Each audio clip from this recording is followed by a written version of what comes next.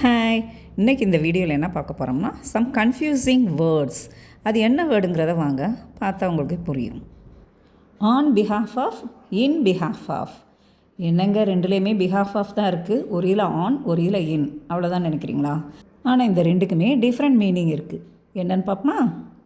On behalf of ஒருத்தருடைய சார்பாகவோ இல்லை ஒரு குழுவுடைய சார்பாகவோ ஒரு செயலை செய்கிறதோ பேசுவதோ அர்த்தமாகும்.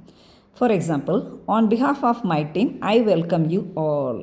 அதாவது எங்களுடைய குழுவின் சார்பாக, ஆன் பிஹாஃப் ஆஃப்னா சார்பாக, என்னுடைய குழுவின் சார்பாக ஐ வெல்கம் யூ ஆல், அனைவரையும் நான் வரவேற்கிறேன்.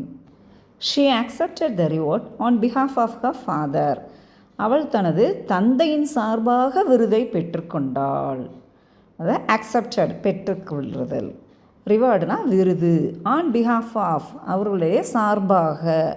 She accepted the reward on behalf of her father. அவள் தனது தந்தையின் சார்பாக விருதை பெற்றுக்கொண்டாள்.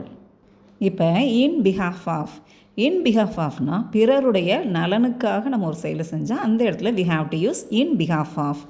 தே collected money in behalf of poor students. They collected money, அவர்கள் பணம் சேகரித்தனர். எதுக்காக? In behalf of poor students, ஏழை மாணவர்கள் நலனுக்காக மணி கலெக்ட் பண்ணுறாங்க. Okay, so they collected money in behalf of poor students. ஏழை மாணவர்களின் நலனுக்காக அவர்கள் பணம் சேகரித்தனர்.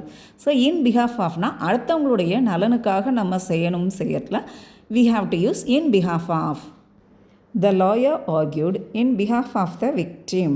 த லாயர்னா யார்? வழக்கறிஞர். ஹி ஆர்கியூ பண்ணுறதுனா வாதிடுறது. இன் பிஹாஃப் ஆஃப் அவருடைய நலனுக்காக. யாருடைய நலனுக்காக? அந்த விக்டிம். விக்டிம்னா யாருன்னா பாதிக்கப்பட்டவர். The lawyer argued in behalf of the victim. பாதிக்கப்பட்டவரின் நலனுக்காக வழக்கறிஞர் வாதிட்டார். ஸோ இப்போ on behalf of, in behalf of ரெண்டுக்கும் உள்ள வித்தியாசம் தெரியும். ஆன் பிஹாஃப் ஆஃப்னா சார்பாக, ரெப்ரசன்ட் பண்ணுறது. இன் பிஹாஃப் ஆஃப்னா ஒருத்தங்களுடைய நலனுக்காக, for the benefit of. Okay viewers, இந்த வீடியோவில் பார்த்த மாதிரியே இனிமேல் வர வீடியோலையும் ஒரு சில கன்ஃபியூசிங் வேர்ட்ஸ் என்னங்கிறத பார்ப்போம்.